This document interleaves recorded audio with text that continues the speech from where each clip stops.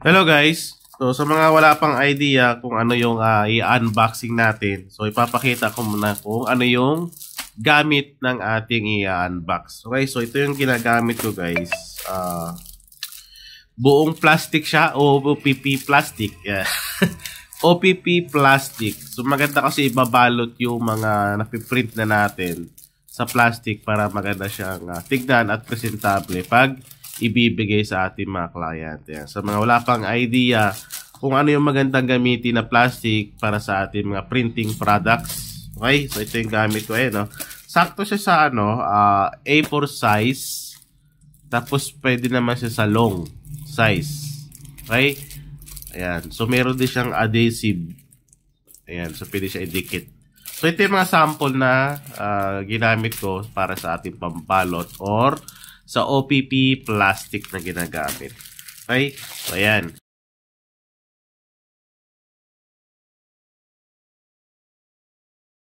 So, kaka-deliver lang na ito. Para sa mga gusto mag-order na ito, tignan nyo na lang yung link kung sa makakabili. So, mura lang to guys. At maganda rin naman talaga. So, unbox natin siya. Kadi-deliver lang. So, lagi ko sinasabi sa mga nag-online, lagi nyo i-video bago nyo buksan. Kasi yan yung panlaban nyo pag mali yung na-deliver sa inyo, di ba?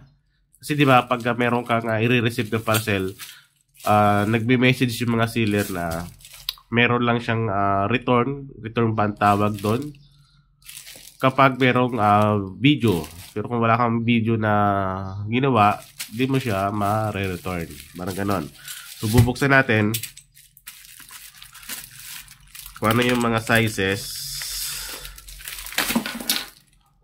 Ayan.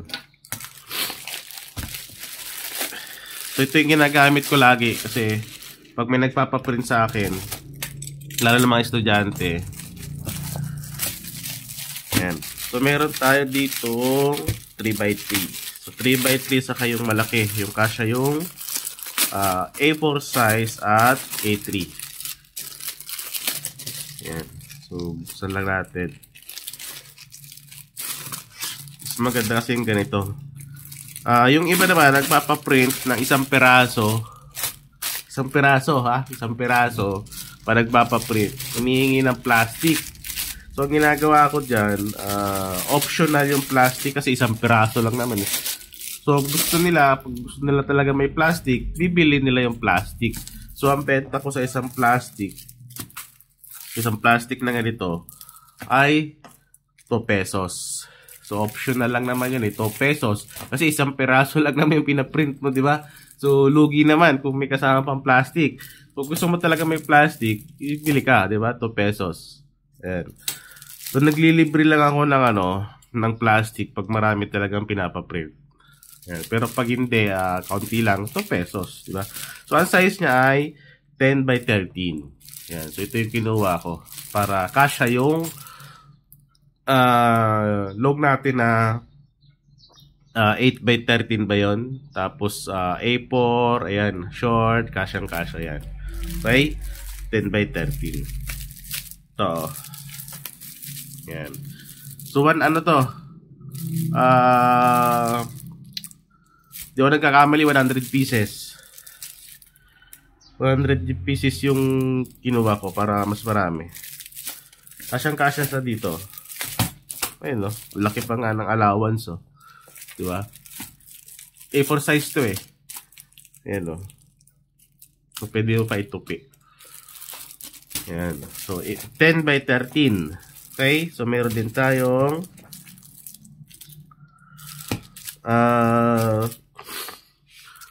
by 3. Ito naman, ginagamit ko to sa mga nagpapa-rush ID. So 2x2, passport size, 1x1. So, meron pa rin siyang allowance kasi 3x3. So, ginagamit ko rin to guys, sticker. Pag nagbabalot ako ng sticker, so, papakita ko yung sample.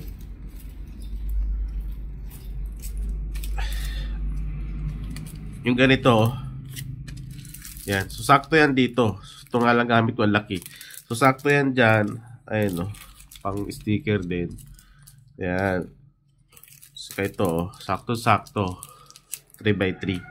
by half. Ayan. So, malaking tulong talaga yung plastic na ganito. OPP plastic. Ayan. So, ano to guys? 100 pieces din. Ayan. So, ito, 50 pieces ito eh. So, 50. So, 100 pieces siya. Ayan. So, ito na lang kasi kailangan ko. Kaya ito lang yung mga in-order ko ngayon. Ito. Para may extra. Ayan. So, 50 pieces, 100